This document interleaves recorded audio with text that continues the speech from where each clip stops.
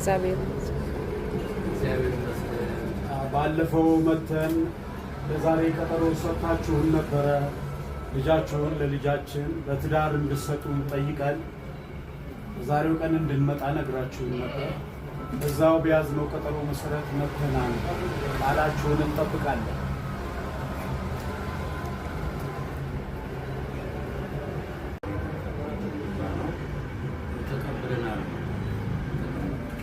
እግዚአብሔር ያክብርልን። እግዚአብሔር ያክብርልን። እንኳን ቤተሰብ ለመሆን አበቃን። ፈቃደኛ ሆናችሁ እናመሰግናለን፣ እናከብራለን። ቤተሰብ እንሆናለን።